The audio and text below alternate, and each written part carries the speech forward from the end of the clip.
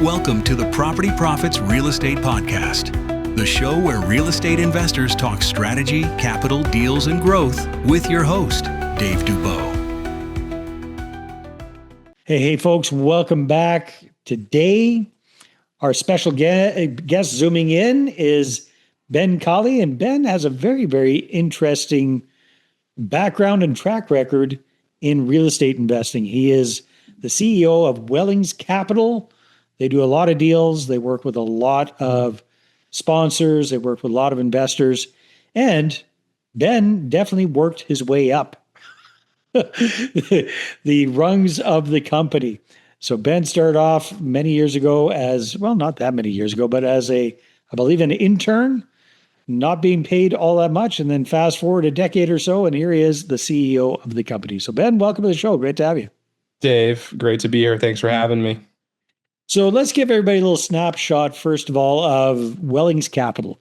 What do you guys invest in primarily? And as of right now, the middle of 2026, what does the portfolio kind of look like? Sure. So we have about $230 million of investor equity raised or under management. So with leverage, that translates to about $500 million or a little over of assets under management. I would say probably over 75%, a little over 75% of that portfolio is in mobile home parks or manufactured home communities, self-storage, mostly in tertiary, smaller markets, and multifamily. We've got a couple other asset types, but those are the main focuses.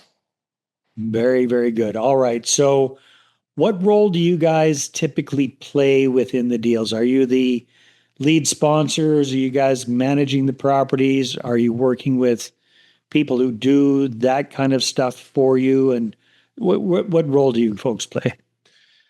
Sure. So we are coming in as a joint venture equity provider to operators or to sponsors. You can kind of use those terms interchangeably. So we're not running the day-to-day of the deal.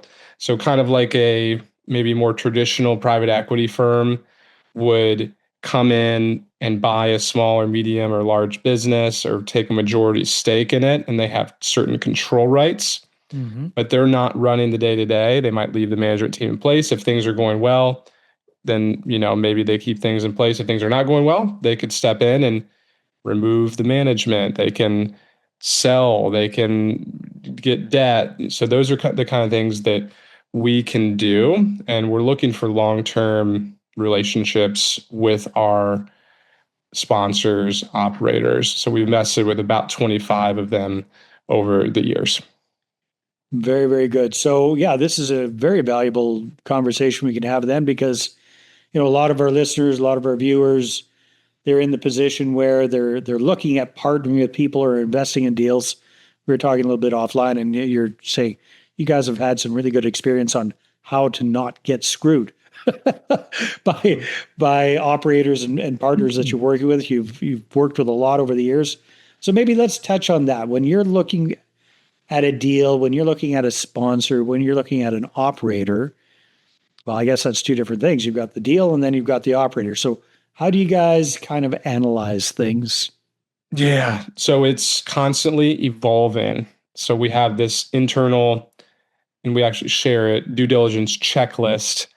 And there's over 26 items that we go through before we will invest in a deal with a sponsor.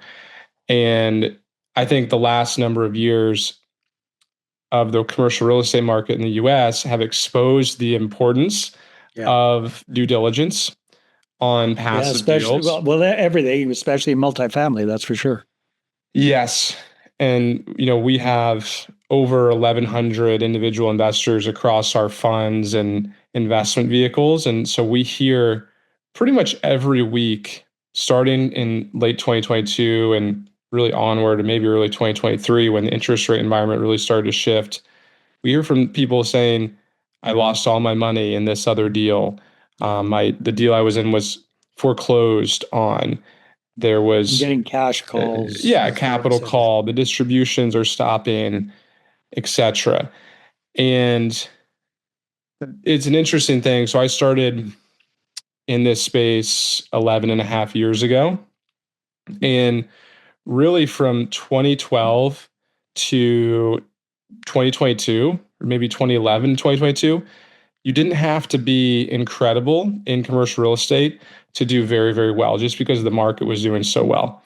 The market completely shifted. Interest rates shifted, insurance shifted, different expense items, property taxes shifted in 2022, 23. And really, it's still going on. Supply for multifamily, I'll just focus on that one, went crazy. The highest number of units were delivered, new construction in 2024, I think, than any year since the 70s. Wow. And all those things kind of converged. And so we talk to investors all the time. And I would say the number one thing people need to be looking at is not the deal. It's the people, the team, and really the individual maybe who's going to be directly responsible for managing, operating, running that particular property.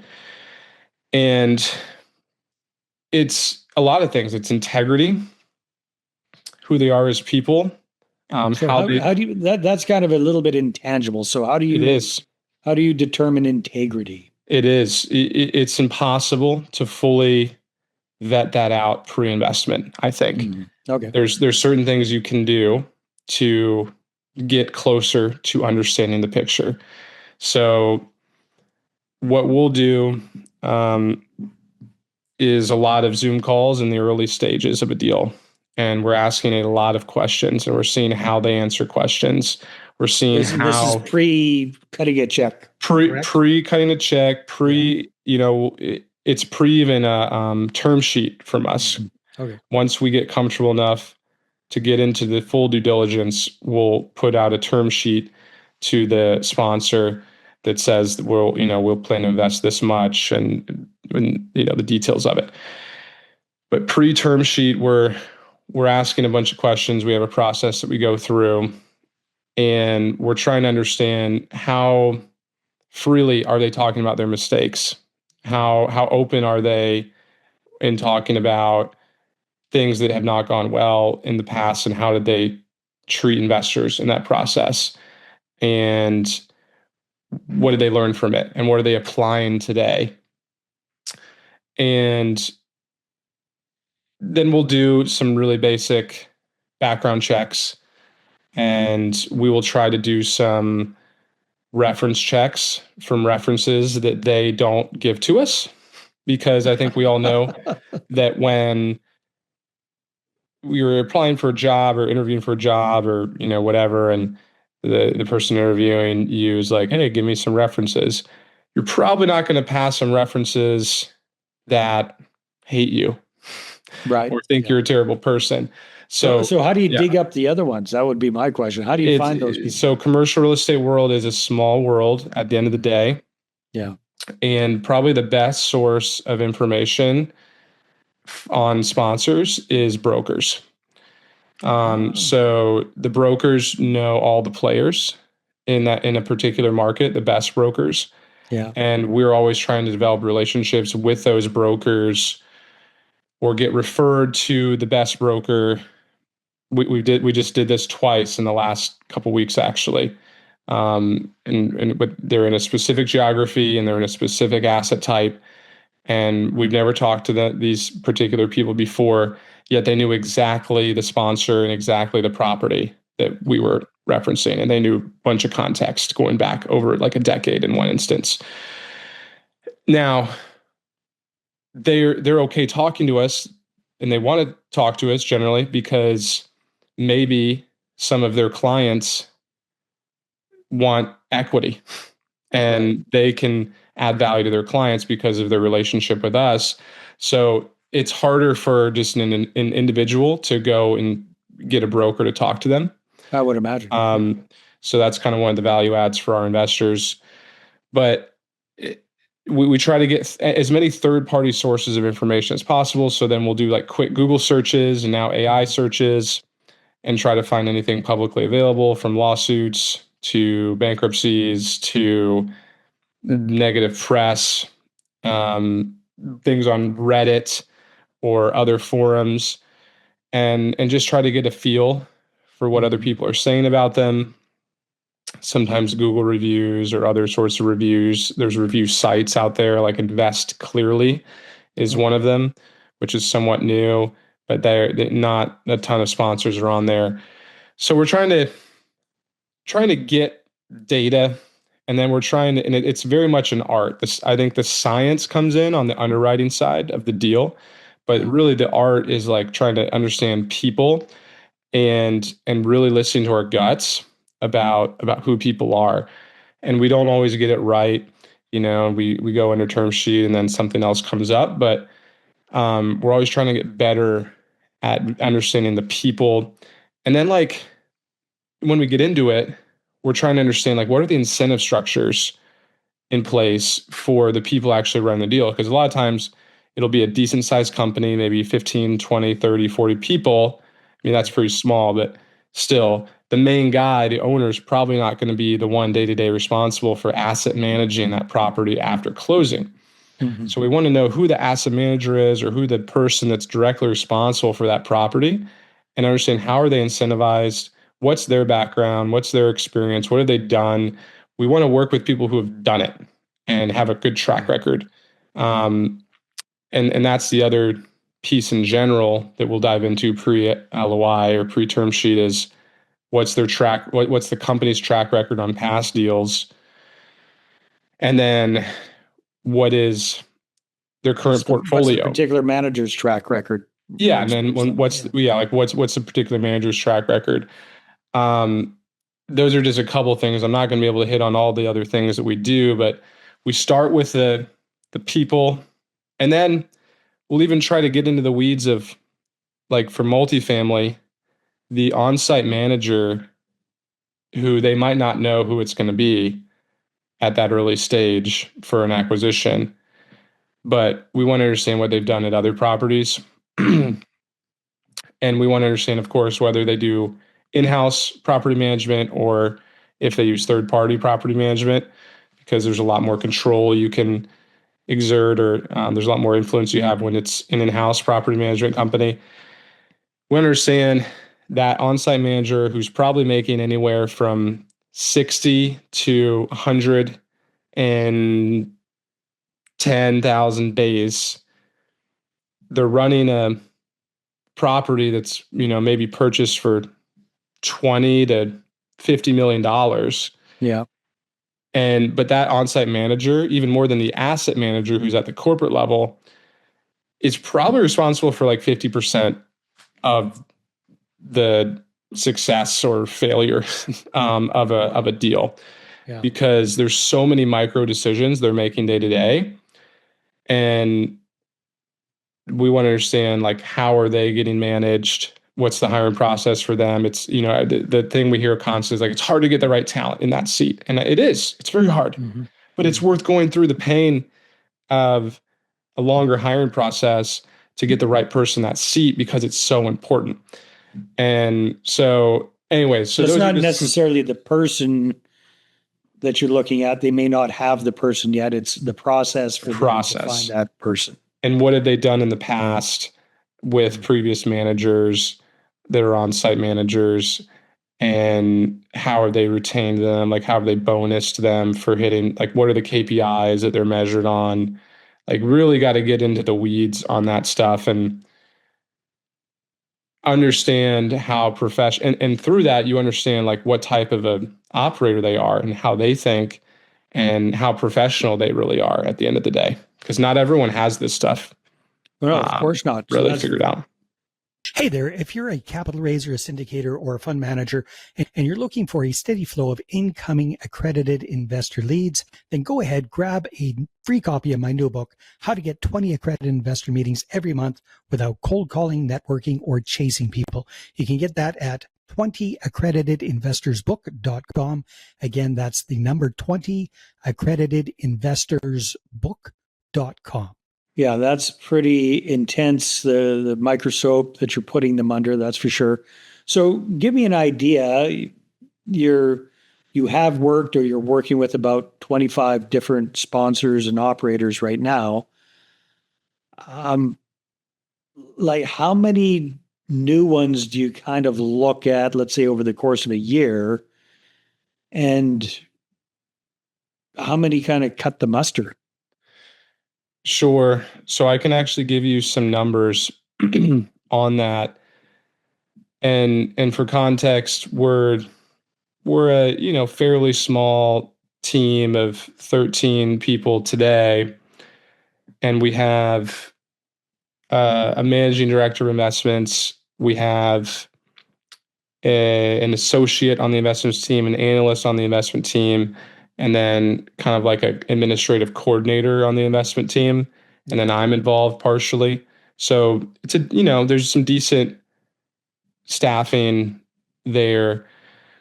But last year, so 2025, we looked at or received 1,137 deals. Of those, 308 deals, sponsors, some sponsors had multiple deals, but 308 deals made it past the initial screening. Yeah. 18 got into formal due diligence, and then we actually invested in 6 deals. And out of those 18, how many of them were brand new operators or sponsors that you'd never worked with before, roughly? Yeah. So thinking back, I think only one of them was a first-time sponsor. Or sorry, only one of them was a repeat sponsor. The rest were new. Okay. The rest were new. And out of the 6 that you ended up doing, how many were new? One was in existing, and then the 5 were new. Okay. All right. Now that's a lot of sifting, sorting. So, and we haven't even talked about analyzing the actual property. That's just analyzing the sponsor. Okay, Yeah, so and I could talk literally for an hour probably or more sure. about just the sponsor stuff because it is so critical. One more thing I'll say that I think is interesting that we do, talking about third-party sources of data, we use a software that gets loan data from agencies like Freddie and Fannie and CMBS. And when they give us their SREO and track record, we'll verify that track record is real by going back in time in the software to that they were definitely the owner, first of all, of that particular property, and that it sold for the number that they said it sold for because it has the whole history in there. Yeah. And because a lot of times, I shouldn't say a lot of times, but it's just so easy to make stuff up. The numbers. Yeah. And we don't tell sponsors. I mean, I guess I'm telling this on the podcast now, but we're not like, hey, just so you know, we're going to look everything up in here. But like, we're testing for honesty. Integrity. So. Yeah, testing for integrity. That's a good way to test for integrity. Okay, so that's one side of the business, finding sponsors, analyzing them, analyzing deals. You go through a lot to get a few, but that's very, very good. The other side of the business is the investor side of things. So what have you found over the last few years, Ben, when it comes to raising private capital? What's the same? What's different? What's better? What's worse? What are you seeing on the investor field? So it was so easy comparatively to raise capital for commercial real estate deals in 2019, 2020, 2021, and even part of 2022. I should never say it's like truly easy, but compared to how it was, I think in 24 and last year, it was different. So, and just to give you some context here, I think in 2024, we raised about 44 million. And of that, over 70% of that was from existing investors with us who had already invested in the past. And last year was similar. And it just speaks to me. I mean, I guess one, we're not doing a great job like reaching new investors. Two, existing investors have been happy enough to keep investing because they're happy with what they're seeing and the returns and whatever. But also, I think just that it's a different environment. A lot of people have gotten burned with commercial real estate deals, and they're not as willing to go with new sponsors. That's just my like high level view. Like they're generally, or new, when I say sponsors, new, you can say syndicator, GP, whatever you want to say. A group like Wellings that's raising capital, they're not as willing to take a bet on a brand new thing. Mm-hmm. We brought in some new people, but people have been hesitant on commercial real estate, I think, because of the news cycle and because of the interest rate environment, real things. Yeah. So that's what we're seeing.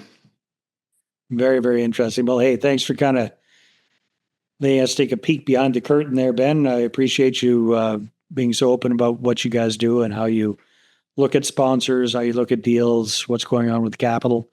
So these days, who are you looking to connect with? Yeah, I mean, we're always raising capital for funds or maybe sidecar vehicles where it's just like one property, one city, one state. Funds are diversified. And then we're always looking to connect with seasoned sponsors, seasoned operators who are ready, willing, and able to go through that vetting process. Yeah. And and how we make it work with those sponsors is, look, like the first deal is going to take longer. I mean, we can get everything done in 30 to 45 days. It's not like it drags on and on. We're not like this huge bureaucratic company. But we want to bet on repeat deals with our sponsors. Like the repeat deals are so much easier. Like once we have the due diligence done, I mean, we might do some follow-on stuff if some time has passed, but the repeat stuff, it makes so much sense for us. It makes so much sense for the sponsor. We want to be working with the same groups for many, many years. And we've done that with a handful of our groups. Very good. Ben, if people want to connect or find out more about you and Wellings Capital, what should they do? Where should they go? I would say the best way for me is probably LinkedIn. I'm fairly active on LinkedIn. It's, if you just search my name, BenjaminKahle in LinkedIn, or even on Google, it'll pop up, and connect me there, send me a message, and I'll follow up with you. Fantastic. Ben, thanks very much for your time and for being on the show. Thanks, Dave. It was great. Hey, everybody. Thanks for tuning in, and we will see you on the next one. Thanks for listening to the Property Profits Podcast. If you'd like to be a guest on the show, apply at daveinterviews.com.